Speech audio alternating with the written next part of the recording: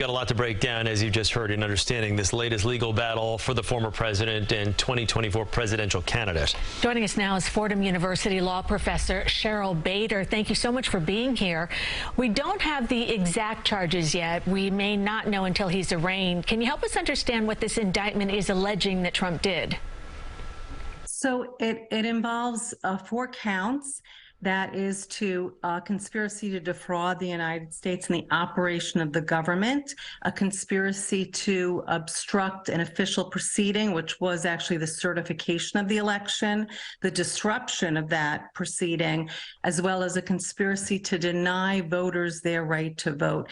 So it's quite consequential, and basically, in a nutshell, it shows the lies that Trump perpetrated in connection with the action of trying to overturn the election. Because as the indictment makes clear, just telling lies in the context of political speech and having a soapbox and lying to the American public is not itself a crime, but it is a crime to use those lies to disrupt the process of a lawful election. We're showing some file footage of one of the indictments, especially the one mentioned here in New York. This is, as we know, not his only indictment. This now makes 3 federal indictments. 2 civil trials are going to be going on. How does this case impact, let's say, the New York case, for instance? It just looks as though the calendar is getting full, especially, and we're going to talk about this in a second, with yet a 4th federal indictment on the horizon in the state of Georgia. Absolutely. I mean, to sort of, wake up and say, all right, so here yet is another indictment of the former president, is in some ways, mind-boggling. But I know that DA Bragg has said that he is willing to sort of step aside for the federal indictments because that trial is scheduled to go first.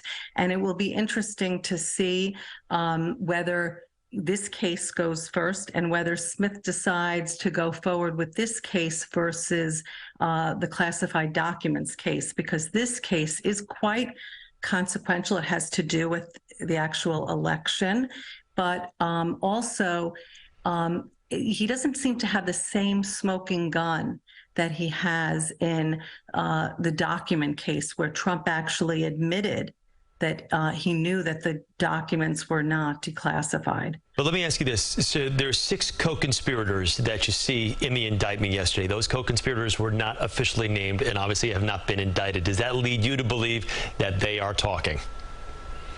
So that's one thought, is that they are speaking and maybe possibly going to cooperate, although they could be charged in the indictment and still end up being cooperators. Another thought is it may be that because Smith wants a more speedy trial, he thought it would be more streamlined to just charge one defendant, Donald Trump, because otherwise you have multiple attorneys and multiple defendants and multiple motions, et cetera. So I think it could be either way, but the grand jury, it continues to sit. And so we may see these unnamed conspirators actually charged. Professor, more than 1,000 people have already been charged connected to the January 6th riot. Could today's indictment affect any of those individual cases, like those from our area? So the charges that Donald Trump is facing, the disrupting an official proceeding, are the same charges that have been brought against these, rioters. It's interesting to see, though, that he was not charged with inciting violence, and that there was actually a very cautious approach, I think, taken by Smith not to necessarily bring that charge, which is, I think, a difficult charge to prove. In your opinion, with a 4th indictment, as I mentioned, looming in Georgia over Trump's alleged interference again in the 2020 election, does that case or this case to you stand out as the strongest against him? I know you just mentioned a second ago with the documents, you have the smoking gun. In Georgia, you've got the phone call. Again, if you've got co-conspirators who are cooperating behind the scenes, that could potentially be the quote-unquote smoking gun in this case. But do you, if you had to put these in a rank of which is the most serious for the former president, how would you rank them? It's very difficult to decide because, first of all, we don't know all of the evidence, and he may have some additional evidence in his pocket. But it certainly seems like, the Georgia case, you do have that phone call and explicitly him asking for these other votes.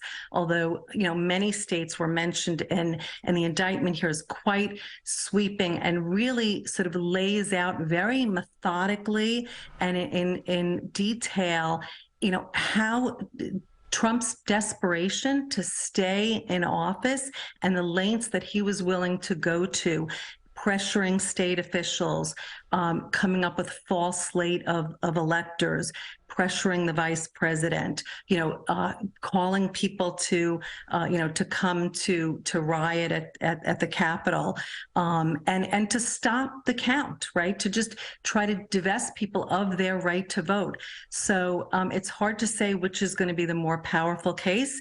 And it'll be interesting to see if Trump actually takes the stand in any of these cases and tries to defend the big lie here. You can only defend yourself on your social media platform for so long, I presume.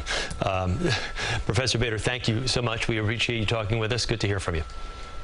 Take care. It's good to be here. All right. We'll have continuing coverage of the story right here on CBS News New York and on our website. You can find our reports on the various investigations into the former president. That's at cbsnewyork.com.